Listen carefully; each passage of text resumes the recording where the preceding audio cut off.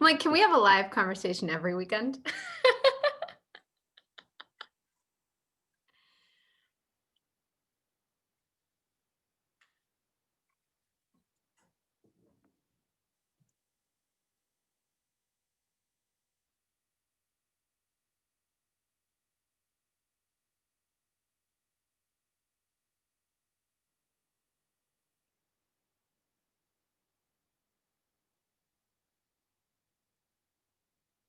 And so,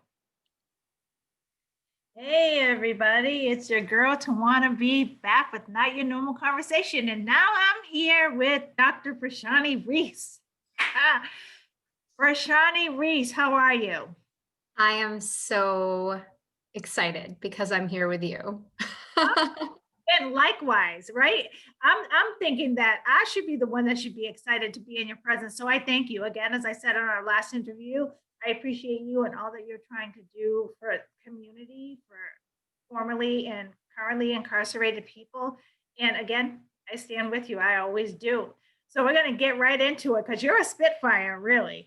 And you have a lot to share with the community that I think is important for everyone to hear. So we won't waste any time getting into any of the formalities. They already know who you are. They know who I am, to want to be, and Not Your Normal Conversation. So let's go. Great. So this segment is called, you want to end LWOP, and you speak openly about this and how it's a second death penalty. Yes. And I just want you to explain to the listeners exactly why you're so passionate about this and ending LWOP and about it being a death penalty. Explain that to us. There's so many reasons, Tawana. It's almost hard to where to start. The first thing that I would say is that most Americans do not know about the existence of life without parole, which is what LWOP stands for, or other what we refer to as death in prison or death by incarceration sentencing. Absolutely. Which can include 25 years to life. Even if you have the possibility of parole, you still can die in prison depending on the age of sentencing, depending on the state with the parole system. You can also have what we call a virtual life sentence, which is if you are 30 years old, then you are sentenced to, and this is real, 550 years. Then that judge was just trying to make a point, right? They didn't give you LWOP, but they wanted to make sure you never came out ever again. Right. So why am I passionate about life without parole? First, I would say life without parole is in many ways more cruel and inhumane than the death penalty. And what I mean by that is when you are sentenced in a capital punishment case, you have a lot of legal options actually to fight your sentence. You get access to a lot of appeals. You often have more access to attorneys, a lot of chances to get that sentence commuted, a lot of chances to basically never die. It's also a lot faster if you are sentenced to die and that day comes and then you are executed.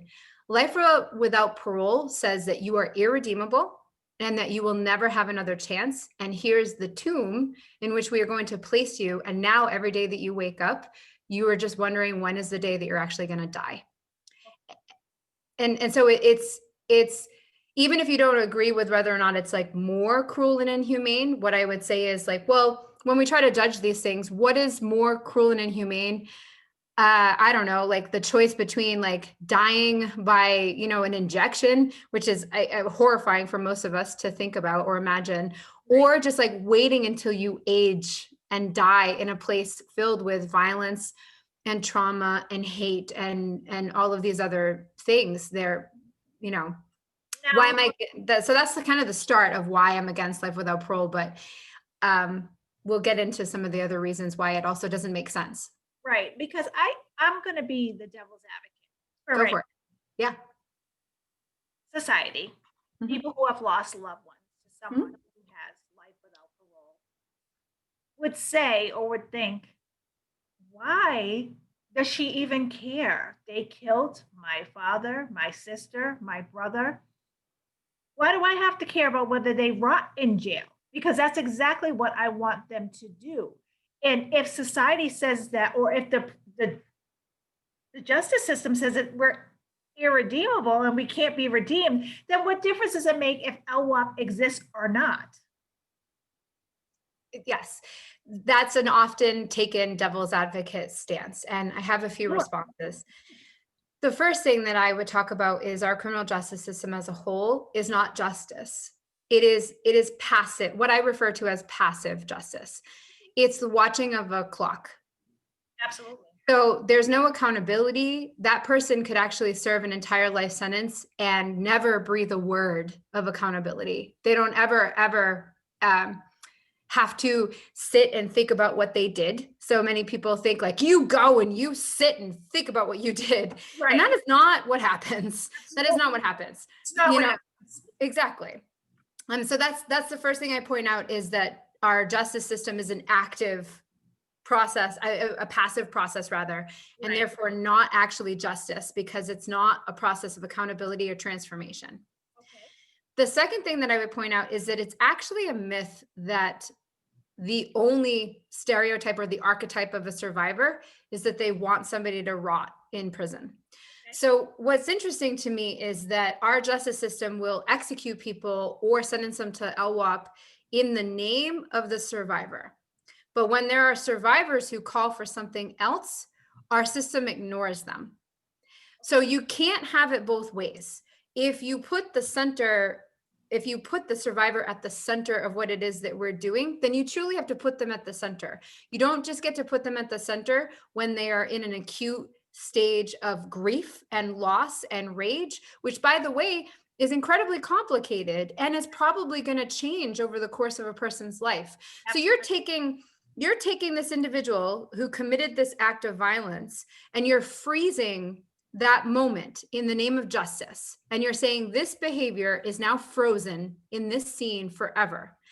And then you're going to take the survivor's experience of acute rage, which is understandable, grief, loss, all of that, and you're actually freezing it for them as well. So now we have a trauma and a horrible thing that has happened, and let's just freeze it for everybody. No growth, no healing, no accountability, no change. And that's going to be the way it is for the rest of our lives. That is not justice, nor does it serve anybody's like best interest. And even if you look at it from a numbers perspective, right? So if most homicide cases go unsolved, and you take the homicide cases that are solved, and you take the percentage of the survivors who want that person to rot in prison, you're actually then giving a lot of power to a very small group of individuals.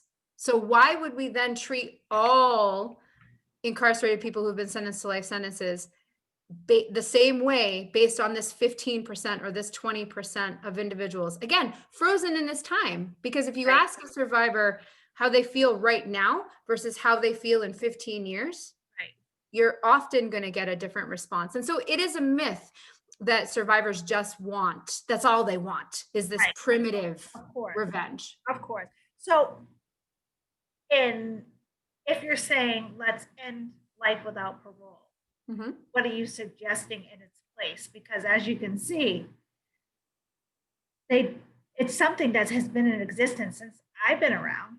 And it seems like they're not looking for a way to ever end it. So if you're saying, okay, let's end LWOP, what do you suppose that they would do if somebody commits an act of violence, kills somebody? What does the justice system do with them then? Oh, Tawana, that's an amazing question. And can I just say that as human beings at our core, we are resilient, we are creative, we are built to heal, and we are built to transform, and we are built to make progress, not only as individuals, but as a society. Ending life without parole, and what do we do in its place? Oh my gosh, the work that could be done in its place is so incredible. And this is one of the ways in which restorative justice really comes into play. And I've realized that in our conversation so far today, we haven't really talked to the audience about what restorative justice is. Please do. So just a little kind of like to sum it up. Okay. So restorative justice is not a program. I want to be very clear about that. It Mhm. is not a program that was designed by mental health clinicians. It's not one of these things that is kind of like a fabricated, thing. Restorative justice goes all the way back to indigenous populations, and it's a practice of accountability and transformation where when a harm has been done, the idea is not that that person should be exiled, is that they have harmed an entire community, not just the sole survivors of their offense. And therefore, something needs to be done to basically bring the fabric of the community back together and mend the fabric. When we ask survivors what they would want in the place of a life without parole sentence, oftentimes what I hear is individuals talking about how they want this person to make a commitment to lead the rest of their lives in honor and in tribute and in basically devoting your entire life to showing that you understand the level of the harm that you have done, Okay. and that you are then required as an individual to do the transformational work to become a different person. Now, people sometimes think that that sounds really easy And and I was really gonna say, soft. and how do they ever see it? How do Uh, people who are asking for it ever see it if the person is still incarcerated? Well, so this is, a core component of restorative justice is that people who have done the crime also sit in spaces with the people who are the survivors. They Absolutely. don't have to be the direct survivor, right? Because that's not always helpful. Right. But they are forced to come face to face with what they have done, not just in a philosophical, intellectual sort of way, but Absolutely. in the eyes and the body language and the hard work of sitting across from somebody who has lost a loved one to violence. Right. And for many incarcerated people in that experience, they have told me, I've gone 20 years being incarcerated and never felt true remorse or true accountability for what Well, I've done. And then the second I heard that mother open her mouth and tearfully say, like, please explain to me what you were thinking when this happened. Like, why is it that you did this? And even though these words, they're not the thing that brings total healing and total closure, but they are something so much better than just disappearing somebody into the black tar pit, which is prison. but why not? I'm being the devil's advocate Yep. now. So, Why but not? why not? I mean, they've taken somebody's life, and Yes. the person that's gone can never come back. So Right. society asked the question, why not? Why should Well, they be? Why should they come back out to do the same thing? Because look at the Jeffrey Dahmers, and I was just thinking about this because people think like this. Look at yeah. all the people who go out and kill lots of people, like Mm. rape them and kill them or whatever they do to them. Do they deserve this same chance of ending LWOP or are you saying that this is on a case by case basis? So first off, I want to say that the Jeffrey Dahmers and things like that are often a red herring in this argument against life without parole. Absolutely. So when we talk recidivism and whether or not somebody is likely to commit homicide again, Okay. the chances of that as a person ages are incredibly small. They say age out. Yes. Yeah. So one of the reasons that we're pushing to end mass incarceration is because there actually is a point in which everybody, whether it's homicide or another violent offense, Right. everyone becomes pretty much like non-dangerous anymore to the community. So we're spending billions of dollars keeping people incarcerated when our resources are really strapped. So we're spending billions of dollars to keep these people incarcerated, but they've actually are way beyond dangerous to our society anymore. So when Americans think of like the Jeffrey Dahmers, the serial killers, I would push back and say that that is a lot of media, that is a lot of sensationalized cases, and we're talking about 0.0001% of the population. So why would we ever design a justice system around that small of a number? Okay. Okay. And I could agree with you. So you are very big on Thank you. second chances. You are. Oh yeah. And because of that, do you believe that everyone deserves a second chance? And if so, why? Because that's what society is asking. That's what many people are asking. Why? Yeah. Well, the first thing I want to say to that is that we're actually an anomaly in the world. So what I mean by that is our perception of what justice is in terms of locking people up for the rest of their lives is really out of step with the rest of the civilized, industrialized, our peers that are in the world. Judges have actually, judges in many, in the European unions, for instance, LWOP is not allowed. And that's because judges have said that's inhumane. That denies a person their dignity, and it denies the core belief that human beings are capable of changing. Are you the same person you were 20 years ago? No, none of us are. No. So the question of why, when people say like, well, why should they get a second chance? Why? They should have. Well, guess what? There are a lot of things that I should have done differently in my life. And there are a lot of things that I could look back on and have a lot of regret. But all I have is what's ahead of me. Absolutely. And actually it's really kind of a myth to think like people should have thought ahead of what it is that they were doing, especially since the majority of like people who are coming into the system are young.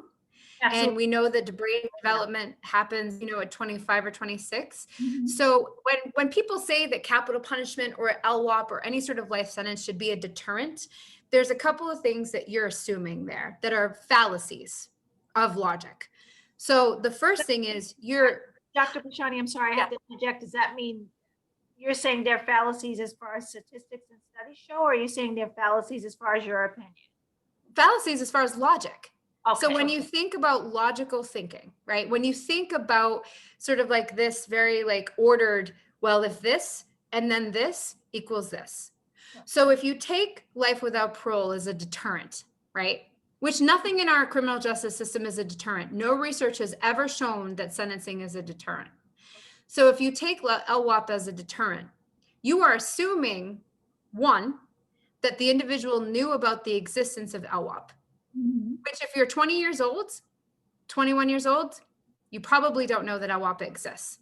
Right. Right. So there's the first, like, kind of the foundation, like, gone. That doesn't make sense, right? Okay. So if it's a deterrent, that means that the individual was aware of it. If they're not aware of it, then it's not a deterrent. And then the second part is, even if they're aware of it, you are asking somebody who is about to commit an act of violence, who is probably not thinking very clearly, whether it's because of substances or disordered thinking, or they're in a gang culture or whatever it is.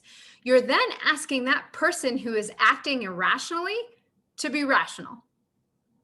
So now those are the two components, right? If the deterrence is going to work, those are the two core components. So if you have a 21-year-old who is not thinking clearly, and anybody who's about to commit murder is not thinking clearly. I hope we can all agree, that's the case. And so then it can't be a deterrent. So then again, like, why the extreme sentencing? So you say extreme sentencing. Yes. Right. Do you think, you say that they should end LWOP, and this is a big deal for you. Like it's a huge deal for you. So life without parole, death in prison, execution, they all equal the same thing, death, right? Whether it's by lethal injection or whether it's by old age or something that happens in prison where a person dies. But the bottom line is, in Massachusetts, there's no death penalty. Right. So to give somebody life without parole is giving them the death penalty because they'll die in jail. Correct. Right. Yes. So I just wanted to clarify that, and I knew that you would be on board with that because it is very true where we do not have a death penalty, but we have people who have natural life sentences who will die inside of jail, and it's just another name for death penalty. And in Massachusetts, it's a mandatory. So if you're convicted, and in many states, if you're convicted of first degree, which is premeditated murder, then no judge or jury has an alternative to that sentence. If they convict Absolutely. you, then that's it. It's LWOP. And so like in states like California, for instance, oftentimes juries will be faced with the beautiful decision. And of course, I'm being sarcastic. Right. Oh, should we execute them or should we just sentence them to psychological and emotional torture for the rest of their lives? Well, society says, hey, why not? Well, and on that point, some numbers for you, right? Okay. So if you take the cost of incarcerating a person, right? So let's go back to scarce resources. So even if we have this very primitive, moral, biblical eye for an eye reaction, we're like, you took a life, you die. Like that's essentially what we're saying, right? It's very eye for an eye. Even if we have that initial reaction, it is very worthwhile to think about the cost. So I'm a taxpayer, right? And maybe I want some of these incarcerated people to come home because you know what? They should be working and helping to support our society and helping to support their families. Right. But instead, if we take an individual who in the state of Massachusetts, let's say it's like $80,000 a year, and it varies from state to state. Let's say $80,000 a year for one individual. Yeah. That's one person. Somebody who has done 20 years, when you do the math, that means we have already paid $3 million for that person to be incarcerated for 20 years. Let's say that person went in at 20, which is that's a statistical normal, right? That's normal. So 3 million for them to get to 41, age 21 to 41 or 20 to 40. Now let's pay another. Let's say that he lives out his life because he's healthy and he manages to take care of himself somehow in a system that basically makes it impossible for you to take care of yourself. Right. Let's say they live to 70. So now we're talking $6 million per person. So when I hear somebody who works in the DOC who has a lot of disdain for incarcerated people, which is common, and they'll say things like, I can't believe this individual is getting an education in here when I have to pay for my child to have an education. They do. So let me be very clear. That person is getting an education because we need them to come home and be a different person. Absolutely. And we need them to come home and pay taxes. And we need them to come home and be a responsible member of society. And then that person will say, well, it's my tax money that is going towards that programming. I'll say, okay, it's your tax money going towards, let's see, $2 million versus $6 million. Right. And why on earth could we not see the difference between that? Why on earth would we look at that and say, oh, that makes sense to me. Let me spend $6 million per person as opposed to 2. Wow.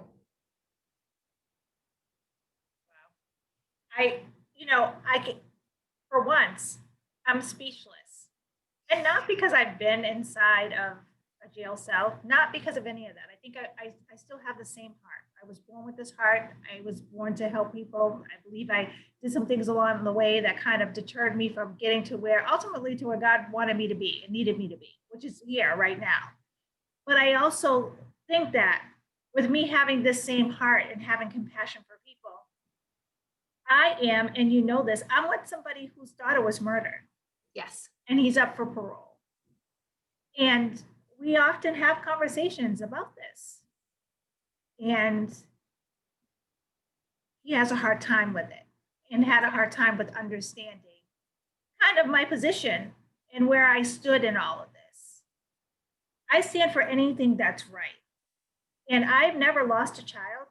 I've never lost anybody in my family that I know of to being murdered at the hands of somebody else. I've had friends, I've had people that I know of, but it's never been a part of my life, somebody so close to me having this happen. So I really can't say how I would respond if it were me, if this was my daughter or if this was my son and something happened to them. Now I'm standing on the other side and I have to figure out, because I've been to jail before, what it's like. Sometimes people are shocked when I say, you sending somebody to jail, but it's actually not going to work. Correct. It's not going to work. Trust me. I've been there 7 times and it just doesn't work. Because the components of inside of a prison are missing. like a whole bunch of things are missing. Health, just a lot of different things. So I understand this more by talking to you about it, but just wanting our listeners to understand, and it's not even if they agree with you, because they may not. Shoot, I don't know if I agree with you. Yep. I do know that you bring some numbers to the table, you have some statistics, you have some studies, is more than what we can say when we say that this shouldn't be happening. We have nothing to back it up with that nobody should get out of jail if they committed a violent crime. That's all we can say, because that's our feeling. Right. But we're not going off of numbers. We're not going off of statistics. We're not going off of people who, like Sean Ellis, who has spent so many years behind bars, and the effect it has on one's mental health, one's emotional health, how they will live on the outside because they've been in for so long. It breaks you down. Right. And I want to add to that, that even though I lead with the statistics and I lead with the numbers and I lead with the logic, if I believe that if everyone in this country could see what I have seen Right. through restorative justice, they would be moved. I tell people that as a spiritual person, I became more spiritual once I saw the miracles that happen in those spaces. Right. Because I have seen men for the first time in 30 years take accountability for what they've done, when the whole time they were maintaining their innocence. Right. And the thing that brought them to that place was hearing a survivor for the first time.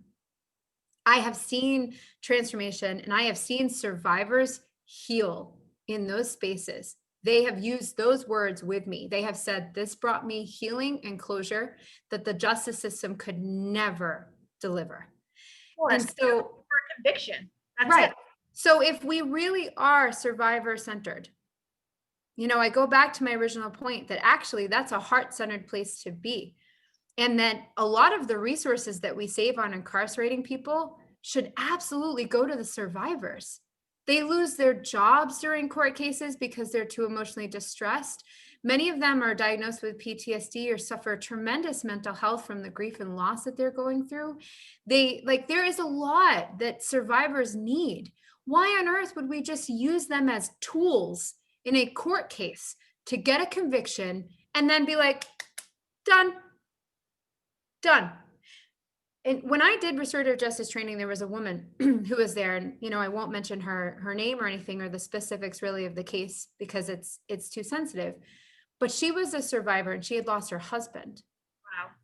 And she explained it to me that it was like after being used by the prosecutor to get a death penalty conviction. She said everybody was there with her while she was spitting fire, while she was spitting hatred and venom and saying, execute him, execute the mother, just really going in because she was in such traumatic grief and loss or whatever.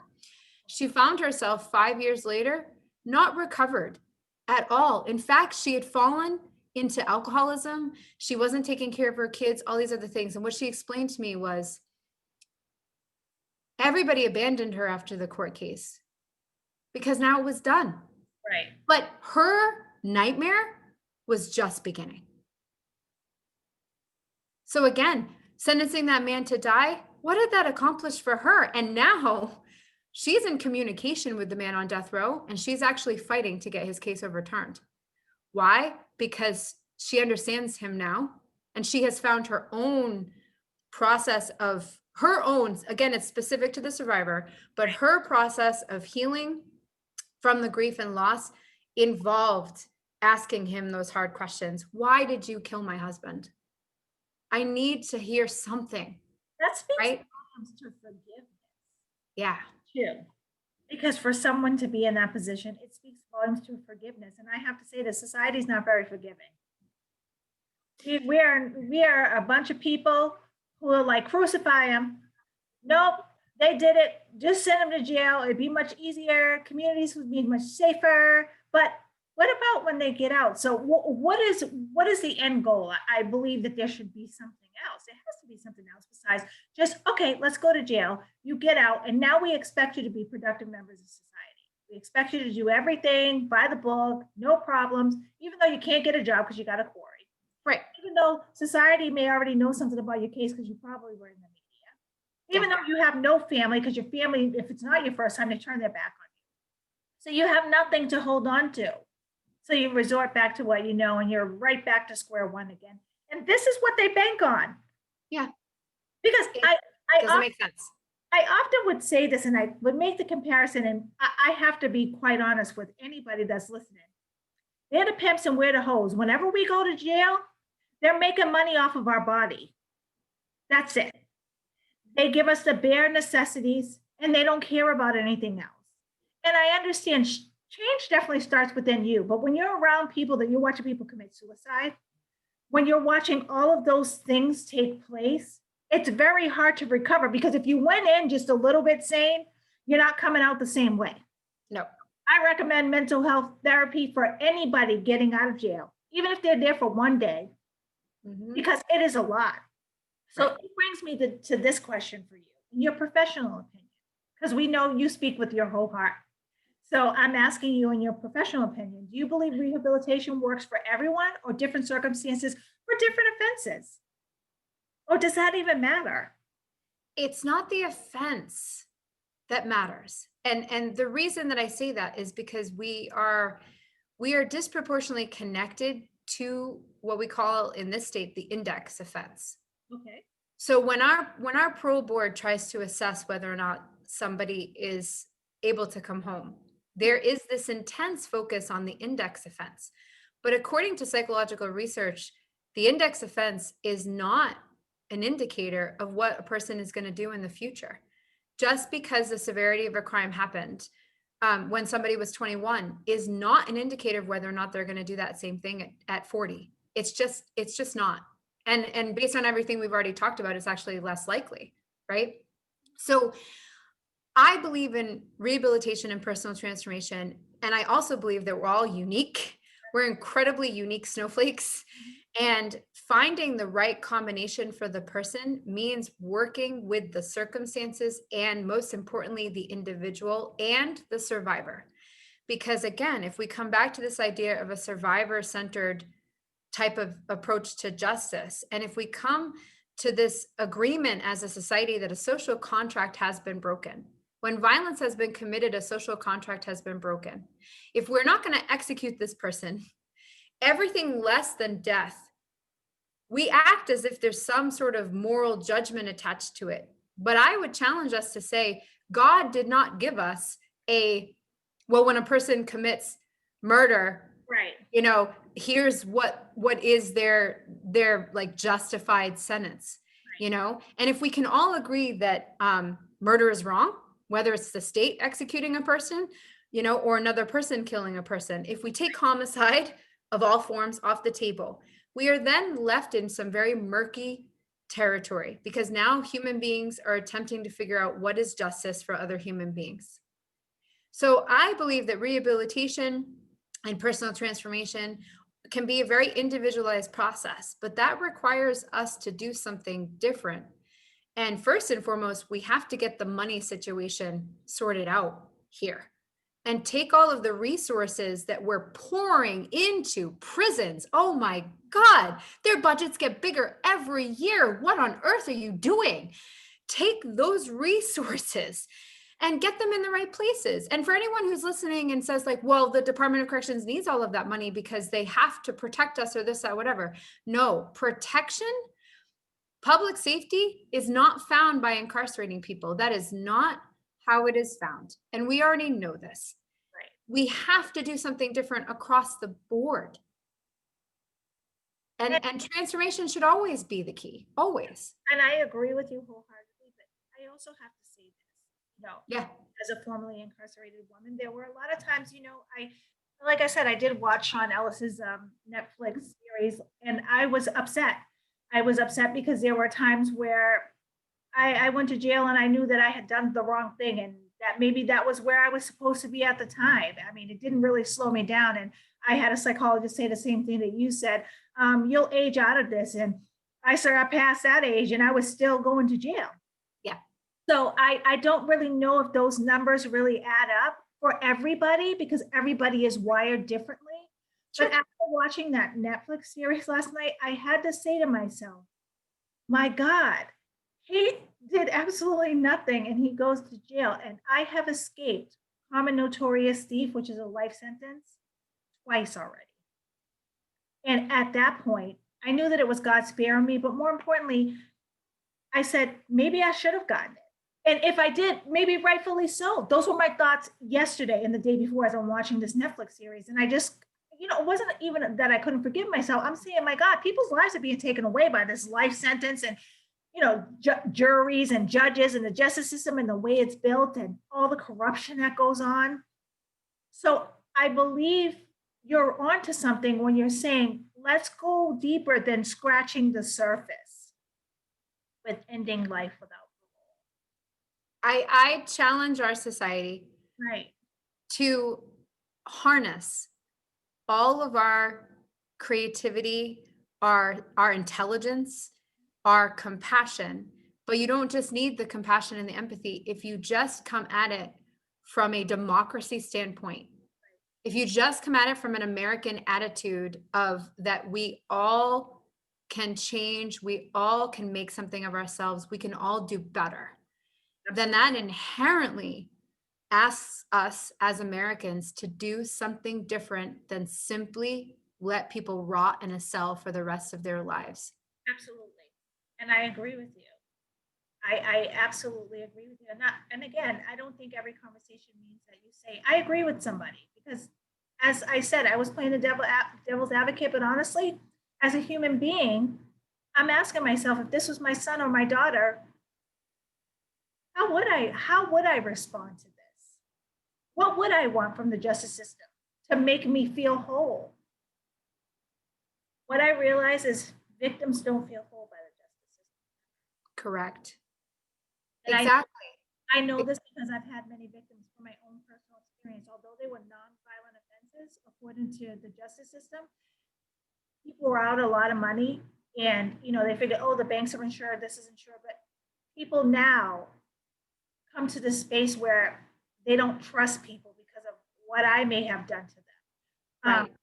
So is it really the justice system that can make them whole? Or maybe is it them saying, why did you choose me? What did I do to you? And do you even know me to even think that what you did was okay?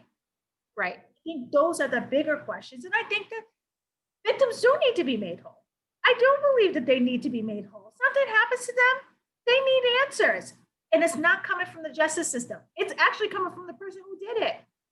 Can I share a personal story with you? Absolutely. So in 2009, I was living with my boyfriend at the time, and we had a very tumultuous relationship. The long and short of it is, one night we got into an argument, and he put me in a chokehold and attempted to make me lose consciousness. When I did not lose consciousness, he went to the bedroom closet and retrieved a gun. And when he came back and he put the gun to my head and he said, now you're going to do what I tell you to do. After that all unfolded, my, trusted closest friends who I disclosed this situation to, they told me to go to the police, and I was now scared of this individual and I did not want to be with him anymore. And, we were living together. And so there was a lot of fear. I went to the police because I didn't know what else to do. He was charged, and actually, because the prosecutor wanted to get the most out of the situation, they charged him with attempted murder because they wanted to force him, which is very common in the criminal justice system. They wanted to force him to negotiate and to take a plea. They wanted him to do time. I'll never forget as he was being taken away when they first, arrested him to get him out of the home, which, that I get it. It's an acute situation. You have to separate us, whatever. But this is, 11 years ago now. I said to the police officer, when can I visit my boyfriend? And he said, you can't visit him. And I was like, what are you talking about? Like, he's my boyfriend. I was like, I don't think we're going to be together anymore, but we need to have a conversation. And I need to ask him, like, what was he thinking when he tried to choke me out? I was having visions of my life flashing before my eyes. I thought I was going to die. Right. And I never got to have that conversation with him. I was then informed that as a survivor, I had no rights to actually go and see him or visit him, and I couldn't have any communication with him. And all I could do was think about how we were both very traumatized young individuals at that point, and it had been a mutual argument. And I understand that he committed violence and that separates us. I get it. However, we were both very hurt and scared and distressed. And in a way, even though we would have ended up ending our relationship because that's not okay, I needed to hear from him that he was sorry. I needed to hear those sentiments, right? Not only was I told I couldn't visit him, but then when I asked the prosecutor, like, well, what's the alternative? I don't want him to go to prison. It was 2 minutes, Tawana. It was 2 minutes of our lives. That was it. 2 minutes. And so I asked the prosecutor what the alternative was, and she practically laughed at me. There's no alternative. And then she went on to inform me that they were going to charge him whether or not I agreed. She was like, and just in case you're thinking, that you don't want to testify or blah, blah, blah, blah, we're going to charge him whether or not. And they were even considering taking him to federal court for the gun. And I was like, what is happening? So so when people say like, oh, Dr. Reece, oh yeah, what is she, an academic, blah, blah, blah, blah, blah. Not only am I a survivor, but I'm also like, I have some experience with, as a traumatized young person, committing acts of violence myself and being a part of some pretty bad things myself. The point that I try to make with that story is that I didn't know it at the time, but I was looking for restorative justice. I was looking to have a sit-down conversation with him, and I did not want him to go to prison. That is not what I wanted. But I wanted to know that he understood that he scared me, and that on some level, he changed me. He permanently left a mark on me. And for several years afterwards, I was diagnosed with PTSD because I had night terrors. I couldn't sleep. I kept waking up, not being able to breathe because I was holding my breath, right? That's like a long-winded thing, but I just want viewers to understand that oftentimes when people are passionate about this stuff, it comes from a place of experience. It's not just this esoteric, philosophical, we should do something different. It is like, I asked for something different and I was denied something different. Dr. Brashani, do you have any parting words for all the listeners? I know I talk a lot, Tawana. No, as far as what you want them to know, because they heard a lot of things today. But what is the one thing that you really want to resonate with the people who are listening and who will listen? That life without parole and other life sentences do not make sense on any level.